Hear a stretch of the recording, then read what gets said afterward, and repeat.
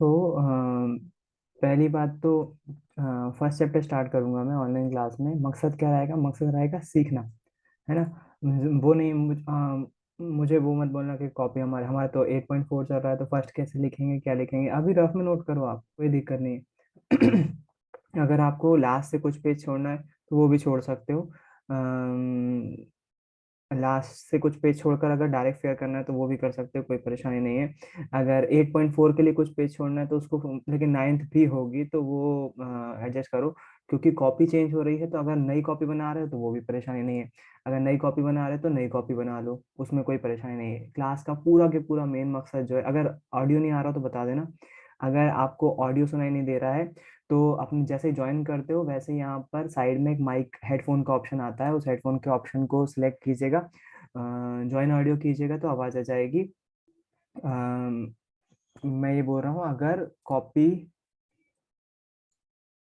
Copy आपकी शुरू नहीं हुई, मतलब 8.4 खत्म नहीं हुआ ना, तो ये बोल रहा हूँ कॉपी का मकसद नहीं है कुछ भी। कॉपी को रखो साइड में, अभी केवल सीखने पे फोकस करो। फर्स्ट चैप्टर जो है वो सीख रहे हैं। कोशिश पूरी की पूरी ये रहेगी कि बेसिक बेसिक बता दें ताकि खुद से सॉल्व करना सीख जाए फर्स्ट चैप्टर, है ना। तो जो फर्स्ट चैप्टर रहेगा वो कोशिश इससे करूंगा, ग्रीन बोर्ड का यूज़ करूंगा, क्योंकि मैंने पहले ही बोला है मुझे कोई परेशानी नहीं है यूट्यूब से सिखाने में। यूट्यूब पे अगर ऑलरेडी अच्छा मटेरियल है तो हमें कोई परेशानी नहीं होनी चाहिए उसका यूज़ करने में। तो मैं यहाँ पर ग्रीन बोर्ड का यूज़ करूंगा, जैसे स्कूल में भी करता हूँ आपको समझाने के लिए। चैप्टर का नाम है यूक्लिड विभाजिका प्रमेयिका। अगर स्क्रीन दिख रही हो, मेरे ख्याल से आप सभी को स्क्रीन दिख रही होगी। ऑडियो में शेयर नहीं करूंगा क्योंकि ऑडियो की आपको ज़रूरत नहीं है, अगर हल्का फुल्का ऑडियो आएगा आपको वैसे। चैप्टर जो शुरू होता है वो मतलब इंट्रोडक्शन टू रियल नंबर्स, जो चैप्टर का नाम है। अपने पास अगर आप बुक खोल के रखें तो बहुत अच्छी बात है। वास्तविक संख्याएं, हिंदी में बोलते हैं वास्तविक संख्याएं। तो चैप्टर में टोटल मिला के 5 टॉपिक हैं, और इस चैप्टर में से आना कितने मार्क का है? 1-2 मार्क का आना। अच्छा, आप लोग अगर बीच में बोलना चाहो तो माइक खोलना, माइक खोलकर बोल सकते हो। 2 नंबर के 2 क्वेश्चन आना है और 2 ऑब्जेक्टिव आना है। 2 नंबर के क्वेश्चन आना है तो छोटे क्वेश्चन आएंगे। लाइन से तो टोटल में के 5 चैप्टर है और इसमें से कुछ हटा नहीं है, वास्तविक संख्याओं से हटा है। ये लो, 1.2 ही हट गई, यूक्लिड विभाजिका प्रमेय का ही हट गई, और 1.5 हटी हुई है, तो थोड़ा सा हटा हुआ है इसमें। साउंड नहीं आ रहा? साउंड के लिए माइक माइक जॉइन ऑडियो करो। सभी को ही लिख देता हूँ मैं। यदि साउंड नहीं आ रहा है, जॉइन ऑडियो पर क्लिक करो, फोन का साइन होगा लेफ्ट हैंड साइड पर। पहले ऑनलाइन क्लास नहीं करी है क्या आपने? जूम जैसे ज्वाइन करते हो तो हेडफोन का साइन आता है, उस पर जैसे ही क्लिक करोगे वहां पर ज्वाइन ऑडियो का क्लिक हुआ होता है, तो ऑडियो आपको तभी सुनाई देगा, नहीं तो नहीं सुनाई देने वाला है। पहले दिन तो होना ही है ये दिक्कत, पहले दिन की क्लास छोटी भी रहेगी।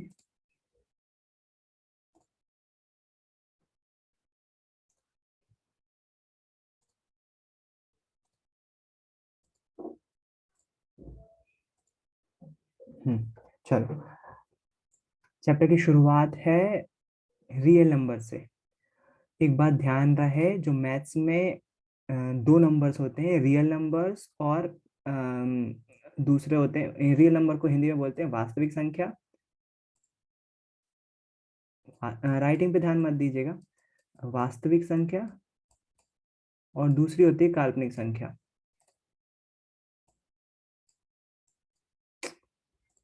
मैं बहुत दिनों बाद माउस पर पकड़ रहा हूँ तो और ज़्यादा बेकार हो रही है राइटिंग। अगर ऑनलाइन क्लास अगर सही से जम जाती है तो बहुत लंबी चलने वाली है ना, क्योंकि अगर समझ में आता है, अच्छा लगता है, माहौल अच्छा रहता है, जितनी मात्रा में आज जुड़े हो वैसे जुड़ते रहते हो, तो मैथ्स के साथ साथ और भी सब्जेक्ट की लगेगी। लेकिन हाँ, रिस्पॉन्स आपके ऊपर रहेगा। पहले दिन तो जोश जोश में सब आ जाते हो, फिर धीरे धीरे कम होते जाते हो। तो वास्तविक संख्या, जो संख्याएं होती है ना, मैथ्स पूरा संख्या का सब्जेक्ट है भाई। पूरे के पूरे नंबर्स ही नंबर्स भरे हुए हैं। तो संख्या जो है वो मैं फिर बोल रहा हूँ राइटिंग पे ध्यान मत देना, माउस से लिखने में तकलीफ होती है। मेरे पास नोट पैड नहीं है जो मैं पेंसिल से लिख सकूं, इतनी गंदी राइटिंग नहीं है मेरी।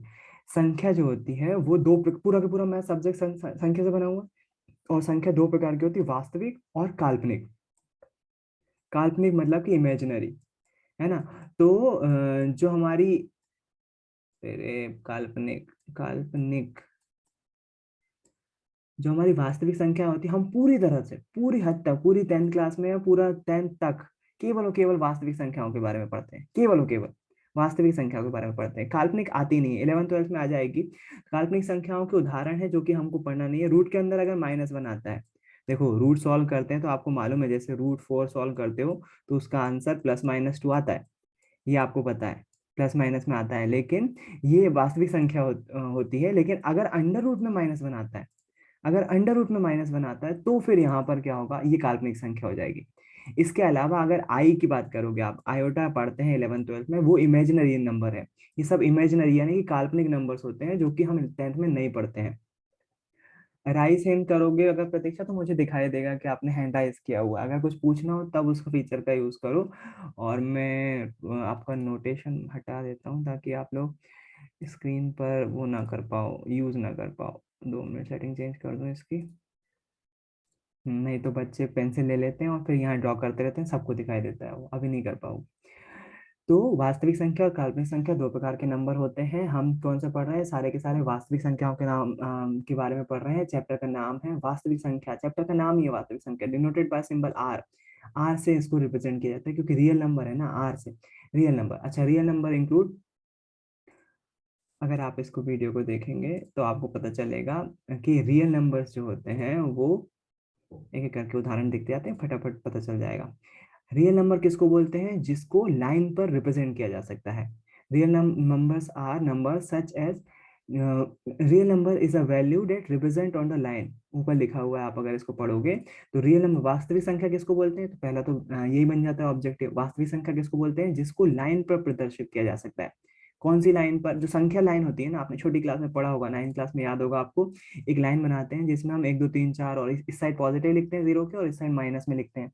तो वास्तविक संख्या वो संख्याएं होती हैं जिनको हम जो है लाइन पर रिप्रेजेंट कर सकते हैं, उनको हम वास्तविक संख्याएं बोलते हैं। तो वही उन्होंने लिखा हुआ है कि जो वास्तविक संख्या होती हैं उनको लाइन पर लिखा जा सकता है। उसके बाद इनको आर से रिप्रेजेंट करते हैं। और फटाफट देख लो, छोटी क्लास में पढ़ चुके हो इसलिए जल्दी जल्दी बताते हैं कि वास्तविक नेचुरल नंबर मतलब प्राकृत संख्या क्या होती है। प्राकृत संख्या मुझे मालूम है आप सभी पढ़ चुके होंगे, लेकिन इसलिए जल्दी जल्दी बता रहा हूँ मैं। अच्छा हाँ, इन्होंने एक और छोटी सी बात बताई कि लाइन पर जरूरी नहीं है कि 1 2 3 4 ही लिखा जाए, पॉइंट में भी दिखा सकते हैं। और 9th क्लास में आपने दिखाया है, 9th या 8th क्लास में हम जो है वो लाइन पर शो करते हैं कि बताओ भाई इस पे 1/2 दिखाओ या 3/4 दिखाओ, ऐसा संख्या दिखाई है आपने लाइन पे। इनको भी लाइन पे दिखाया जा सकता है और ये भी वास्तविक संख्या कहलाती है ना। इनको भी दिखाया जा सकता है लाइन पे, जरूरी नहीं है 1 2 3 4 5 6 7 8 और -1 2 3 4 5 6 7 8 ये दिखाए जा सकते हो। दशमलव में भी दिखाया जा सकता है और बटे में भी दिखाया जा सकता है। 1/2 लिखना हो तो वो भी लाइन पे दिखाया जा सकता है। 1/2 एक्चुअली 0.5 होगा, तो वो दिखाया जा सकता है। उसके बाद आता है नेचुरल संख्या, प्राकृत संख्या बोलते हैं हिंदी में, प्राकृत संख्या। वो क्या होती है, 1 से शुरू होती है, तो इस पे ऑब्जेक्टिव बन सकता है प्राकृत संख्या के बारे में, है ना। आपको पता होना चाहिए प्राकृत संख्या क्या होती है, 1 से शुरू होती है। फिर उसके बाद आता है होल नंबर, पूर्णांक, पूर्ण संख्या, हिंदी में बोलेंगे पूर्ण संख्या। हिंदी थोड़ी सी गड़बड़ हो सकती है अगर दिक्कत जाएगी, क्या बोलते हैं, अगर इंग्लिश से हिंदी में थोड़ा बहुत काम चलाना, डाउट आए तो पूछ भी लेना। होल नंबर्स कहाँ से शुरू होंगे, होल नंबर मतलब पूर्णांक, पूर्णांक जिनको बोलते हैं जीरो से। पूर्णांक तो इंटीजर कहलाते हैं। होल नंबर मतलब, किसी को मालूम है क्या होल नंबर के हिंदी में क्या बोलते हैं, जो जीरो से शुरू होते हैं।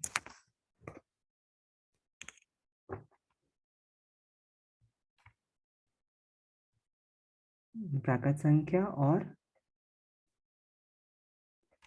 भाई जीरो से को शुरू होती हैं होल नंबर्स। होल नंबर्स को हिंदी में क्या बोलते हैं, पूर्ण संख्या। पूर्ण संख्या, बढ़िया। होल मतलब पूर्ण और संख्या। अब यहाँ पर ध्यान रखना, इंग्लिश में थोड़ी सी ये गफलत हो सकती है कि पूर्ण संख्या जो है वो होल नंबर्स बोलते हैं और इंटीजर्स जो है वो पूर्णांक कहलाते हैं। इंटीजर्स जो है वो पूर्णांक कहलाते हैं। तुलसी का फोन आ रहा है, 2 मिनट। हेलो, जय गुरुदेव।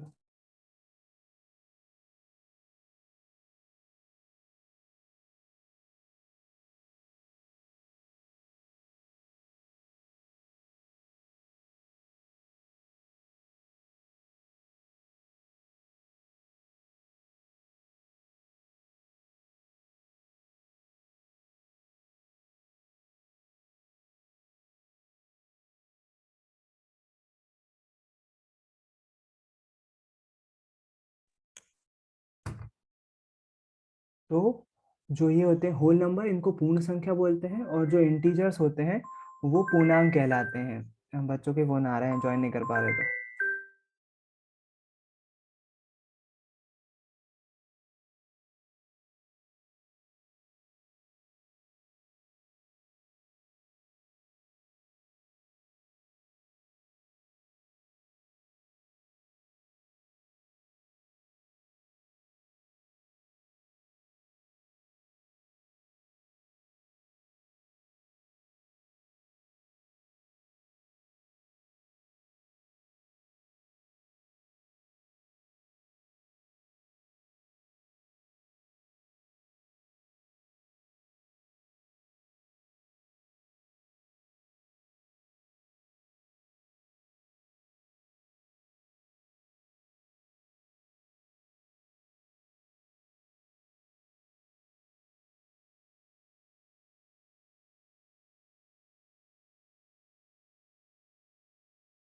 Hello hello. आ गई। ठीक।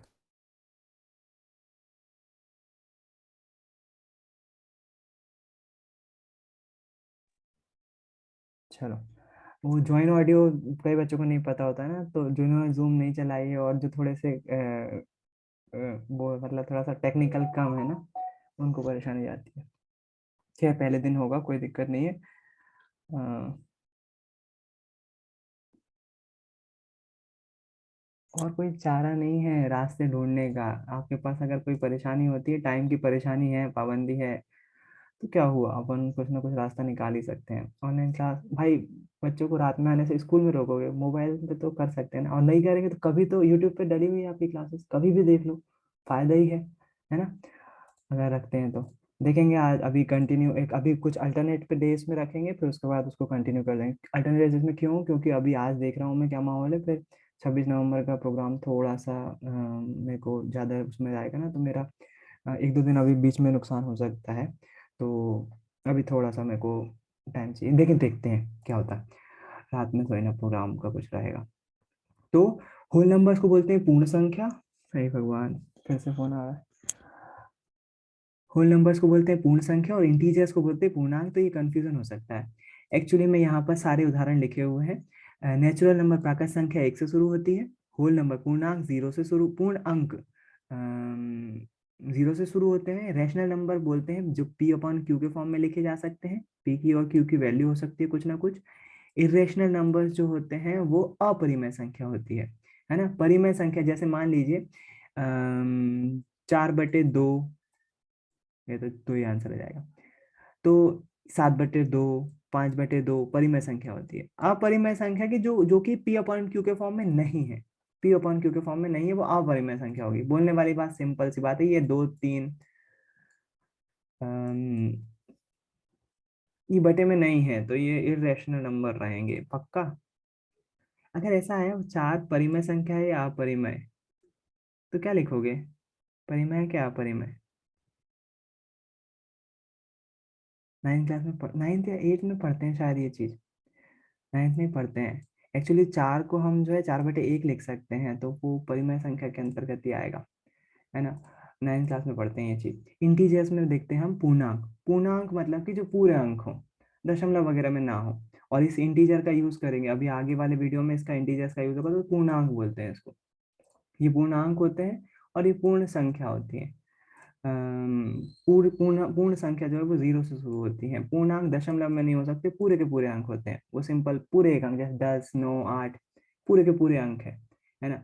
और ऑल टाइप ऑफ नंबर्स, ये सारे नंबर्स हैं, सारे के सारे वास्तविक संख्याएं हैं। तो इसका उदाहरण देखा आपने। इसके बाद जो है अपरिमेय संख्या का उदाहरण बता रहे हैं वो। पहले वाले वीडियो में इतना ही था। ऑल टाइप ऑफ नंबर्स लिखा हुआ, इंटीजर्स जो है वो दोनों इरेशनल नंबर पॉजिटिव भी हो सकते हैं, नेगेटिव भी हो सकते हैं। अपरिमेय संख्या पॉजिटिव नेगेटिव दोनों हो सकती है। हम्म, उसके बाद और ऑल टाइप ऑफ नंबर मतलब पॉजिटिव और नेगेटिव। इरेशनल नंबर, 2 मिनट, कुछ गलती हुई है यहाँ पर। एरो इन्होंने ये पॉजिटिव नेगेटिव इसके लिए लिखा है, इंटीजर्स के लिए, है ना। वो बोलने में हो गया। इंटीजर्स के लिखा लिखा है वो कि पूर्णांक जो है वो पॉजिटिव और नेगेटिव दोनों हो सकते हैं बस, लेकिन पूरी संख्या होंगी 1, 2, 3, 4, -1 -2 -3 पूर्णांक है। पूर्णांक का यूज करेंगे अभी हम यूक्लिड प्रमेयिका में।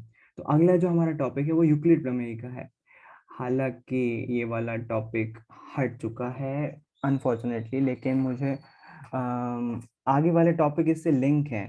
तो 1.34 बचते हैं। 1.1 मुझे नहीं मालूम, इन्होंने देखना अब थोड़ा सा गफलत क्या हुई है। इन्होंने लिखा है यूक्लिड विभाजिका प्रमेयिका 1.2। ये कम किए गए अध्याय वस्तु का नाम है और इसमें 1.2 हटाया है। अब 1.2 हटाया है यदि, तो जो 1.1 है, 1.1 नहीं हटाया है, और 1.1 में जो है वो यूक्लिड विभाजिका प्रमेयिका लगी हुई है। मुझे नहीं मालूम ये किस टाइप से सॉल्व कर रहे हैं इसको, किस हद तक कर रहे हैं। अगर आपको समझ में आ रहा तो बताओ। 1.2 टॉपिक हट गया है। अब ये टॉपिक है, ये प्रश्नावली मेरे ख्याल से टॉपिक है। अब जब 1.2 हट गया है तो 1.1 ऑटोमेटिकली खत्म हो जाती है, 1.1 आएगी नहीं। और इसमें 1 अगर उसके बाद जो आती है वो आती है 1.2, और इसमें थोड़ा सा वो हो रहा है, क्या बोलते हैं, कंफ्यूजन जैसा, मतलब 1.1 आएगी नहीं, 1.2 आएगी और 3 आएगी। 1.5 हटी है परिमेय संख्याओं दशमलव का निरूपण। तो अगर आप बुक रखे हुए तो बुक में भी देख सकते हो। 1.2 टॉपिक हटा, ये टॉपिक लिखे हुए हैं जो आपके, अगर कम किया, अगर सिलेबस देख रहे होगे अगर आप, तो उसमें वास्तविक संख्याओं में कम किए गए अध्याय 1.2 यूक्लिड विभाजिका प्रमेयिका हट गई है। तो ये वाली जब हट गई है 1.2, तो उससे जुड़ी हुई प्रश्नावली जो है वो 1.1 है, 1.1 नहीं आएगी। उसके बाद हटा हुआ बाकी बीच में सब कुछ है, और 1.2 आएगी, 3 आएगी। उसके बाद टॉपिक नंबर 1.5 हटा है। टॉपिक नंबर 1.5 कहाँ पर है?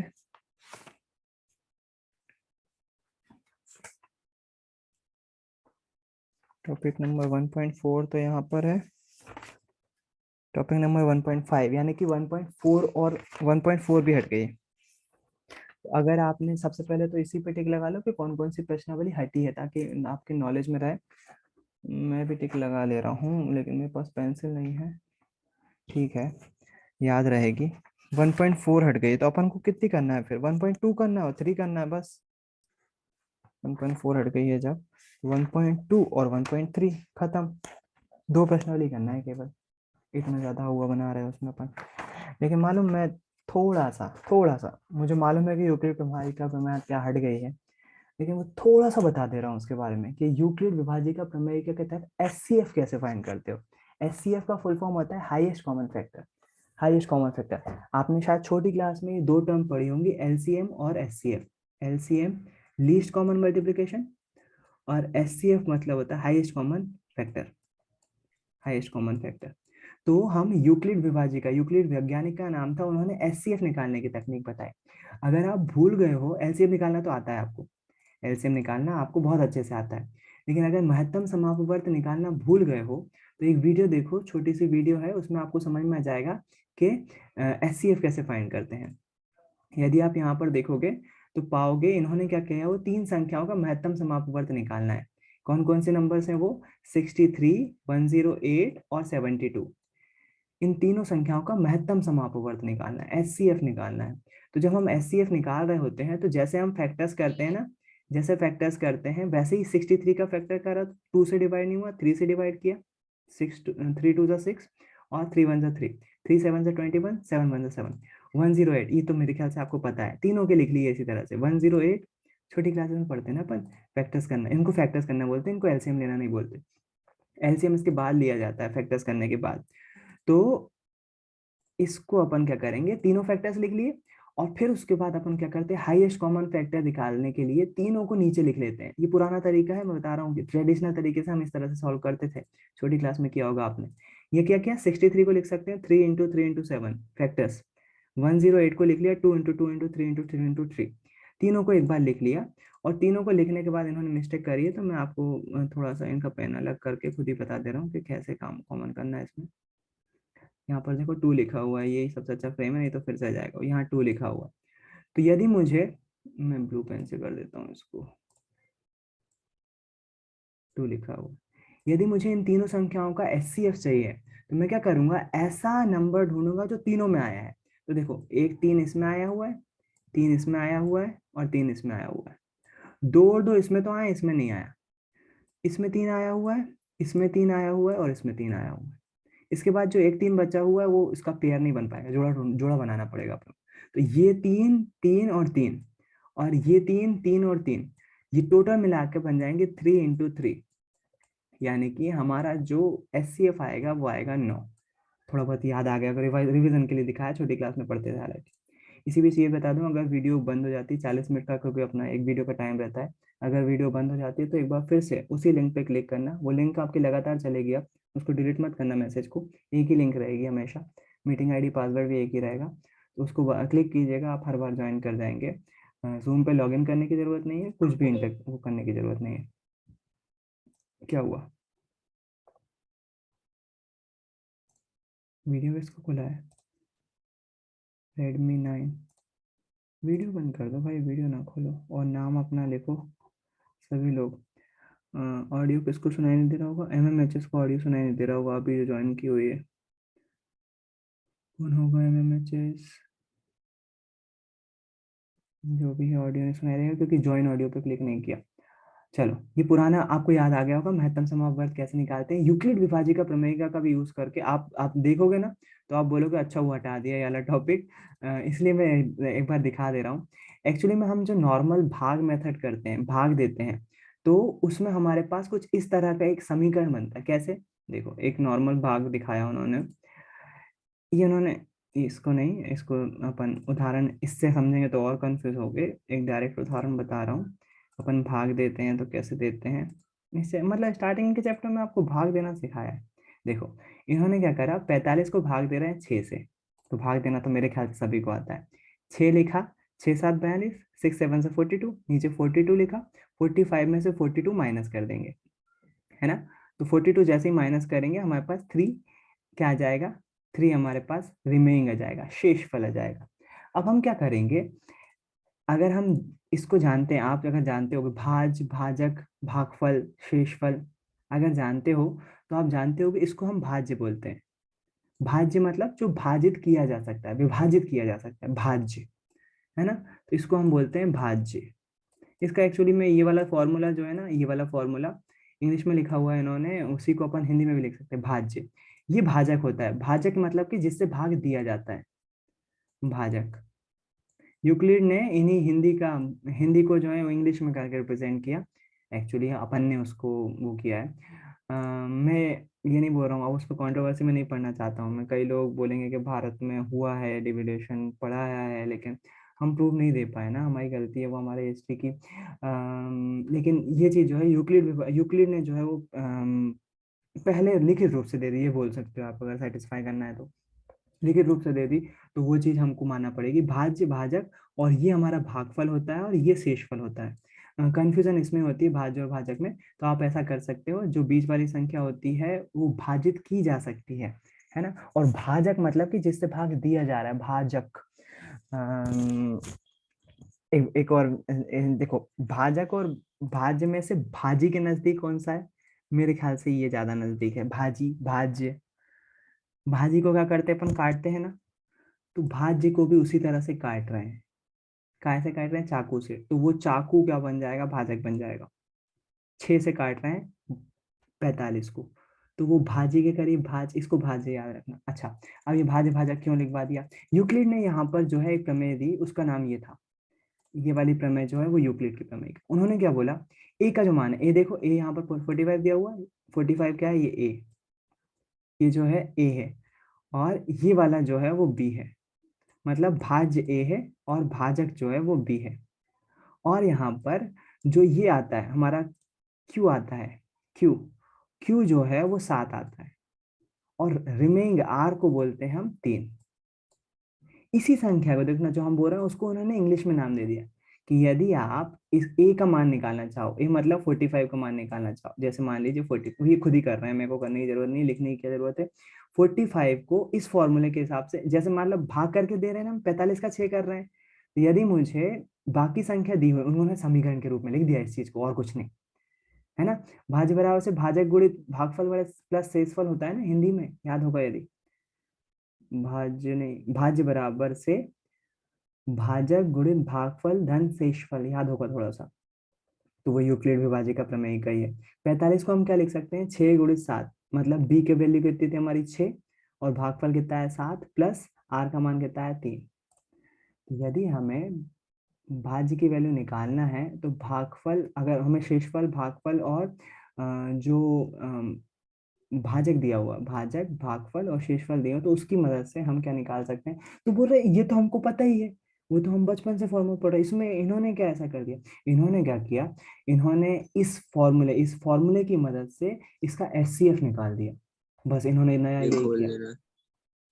इन्होंने बस यही नया किया कि इस फॉर्मूले, इस जो अपन ने भाज्य बराबर से भाजक प्लस भाजक गुणित भागफल प्लस शेषफल का यूज करके एचसीएफ निकाल दिया। कैसे, देखो यूक्लिड प्रमेयिका ने यही समीकरण दिया था बस, और उन्होंने बोला था आर की वैल्यू 0 से v के बीच होगी। ये थोड़ा सा इंपॉर्टेंट है ऑब्जेक्टिव के पॉइंट ऑफ व्यू से।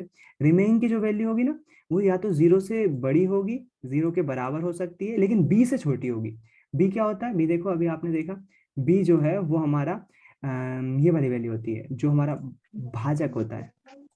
मतलब हमारी जो शेषफल की वैल्यू है वो 0 और 6 से बीच में होगी। 0 6, हमेशा 6 नहीं, मतलब जो भी भाजक होगा उसके बीच में होगी। तो ऑब्जेक्टिव बनता है आर की वैल्यू, या तो क्या आर की वैल्यू 0 से छोटी हो सकती है, तो नहीं, पॉसिबल ही नहीं है, 0 से छोटी नहीं हो सकती कभी भी। कभी भी आपको भागफल माइनस में दिखा है, इंटीजर्स में उसमें दिखा होगा, जब चर राशि निकालते हैं अपन, चर राशि माइनस में हो सकता है उसमें आ जाए, लेकिन कभी भी नॉर्मल भागफल में आपको शेषफल जो है वो माइनस में नहीं दिखेगा, है ना। क्योंकि शेषफल में हमेशा जो है वो 0 से बड़ा होगा, बराबर होगा, या b से छोटा होगा। जो भाजक होगा ना, भाजक से हमेशा छोटा होगा, क्योंकि अगर भाजक से बड़ा होगा तो फिर तो भाग भाग चले ही जाएगा ना उसमें, है ना। तो ऑब्जेक्टिव बनता है भागफल, जो शेषफल है उसका मान जो है वो 0 से b के बीच लाया, 0 से b के बीच लाया करता है। b क्या है यहाँ पर, भाजक है जिससे भाग दिया जा रहा है, चाकू है। तो यहाँ पर हम क्या कर रहे हैं, इसका यूज करके, हाँ देखो, फाइंड एचसीएफ ऑफ 125 एंड 45। बोल रहे हैं 125 और 45 का एचसीएफ फाइंड करो, महत्तम समाप्त वर्ग फाइंड करो। तो अब देखना है कितने प्यारे तरीके से भाग दे देकर एचसीएफ फाइंड करेंगे। हमको मालूम है 125 को आप अलग अलग सॉल्व करो, फैक्टर फाइंड करो, फैक्टर में से जो कॉमन निकले उसको अलग लिखो, और उसके बाद उसका मल्टीप्लाई कर दो, उस तरह से एचसीएफ निकाला जा सकता है। इन्होंने क्या करा, 45 का भाग दिया 125 में। अच्छा 45 का ही क्यों भाग दिया, क्योंकि यहाँ पर जो है हमको दिखना पड़ता है कि जो संख्या छोटी होती है उसी का भाग दे पाएंगे बड़ी संख्या में। तो बड़ी संख्या को हमने भाज्य के रूप में लिखा, भाजक के रूप में हमने 45 को लिखा और 45 का भाग दिया। तो 125 जो है 45 का पहाड़ा पढ़ना पड़ेगा थोड़ा सा, ज्यादा बड़ा नहीं है, 2 ही बार पढ़ना पड़ेगा, क्योंकि 45 तिया ज्यादा हो जाएगा। अगर याद नहीं आ रहा है तो फिर हमको 40 से कंपेयर करना पड़ेगा, 4 तिया 12, और 45 है तो वो 45 गुणित 3 जो है वो ज्यादा हो जाएगा 125 से, तो कम रखना है तो 45 गुणित 2 ही करना। तो इन्होंने क्या करा, 45 का भाग दिया 125 में, 2 बार गया, नीचे 90 लिखा, और 90 लिखने के बाद शेषफल कितना बना, 35 बचा, 35 बचा। अभी नहीं आया, अभी तो सिंपल सा शेषफल बचा हुआ है। अब क्या करेंगे, अब यहाँ पर रियल गेम शुरू होता है। इन्होंने क्या कर लिया, यहाँ पर इन्होंने जो फॉर्मूला दिया था ना उसके अकॉर्डिंग यहाँ पर इसको जमा लिया, कि जो हमारा भाज्य है वो क्या हो जाएगा, भाजक गुणित भागफल प्लस शेषफल। अब देखना, अब रियल गेम शुरू होता है। ये 35 जो आया था ना शेषफल, अभी इससे भाग दे देंगे, फिर से हमारे जो भाजक था ना 45, इसको भाग दे देंगे, 35 से इस 45 को यहाँ पर भाग दे देंगे, एचसीएफ निकालने का तरीका। तो जब इसको भाग देंगे तो आप देखोगे 35 का एक ही बार जा पाएगा, 35 दूनी 70 हो जाएगा, इसलिए 35 से कम 35 जाएगा, शेषफल कितना बच जाएगा 10। ये अभी भी नहीं रुकेंगे, अगली बार क्या करेंगे, नीचे इसको फिर से लिख लिया, 45 को लिख लिया, 35 गुणित 1 प्लस 10। फिर उसके बाद क्या किया, 35 लिखने के बाद शेषफल 10 बचा ना, अब ये 10 का भाग दे देंगे 35 में, क्योंकि अभी भी शेषफल बचने वाला है। तो अब क्या करेंगे, अब जो है ये 5 जो बचा, 5 का भाग दे देंगे 10 में, नीचे यहाँ लिख रहे हैं, अब उसको साइड में नीचे जगह कम पड़ गई तो यहाँ पर लिख रहे हैं 5, 5 दूनी 10, शेषफल क्या बचा 0।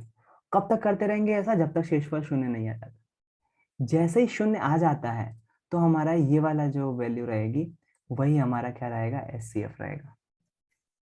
ये वाले जो इसमें बी की वैल्यू आएगी वही हमारा क्या रहेगा, जो भाजक की वैल्यू आएगी वही हमारा क्या रहेगा, एचसीएफ रहेगा।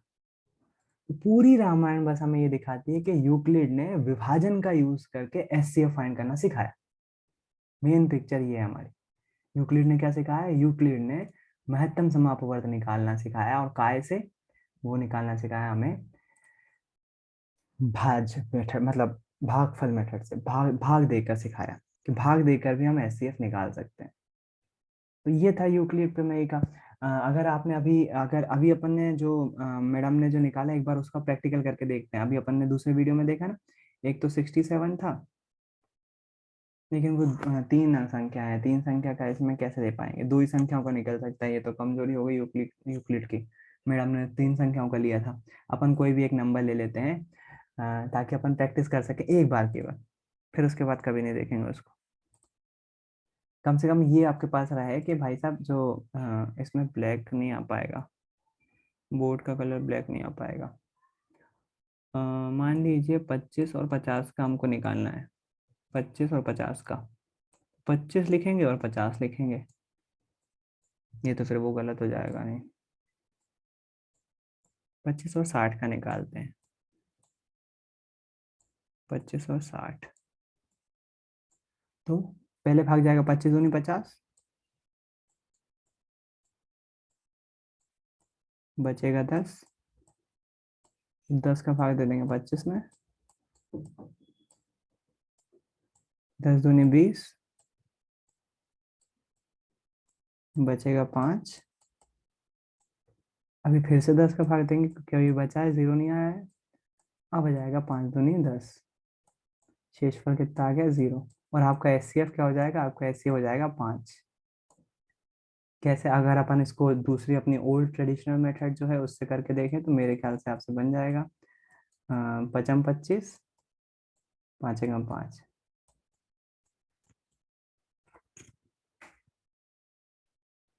मिस कॉल किसका हो गया?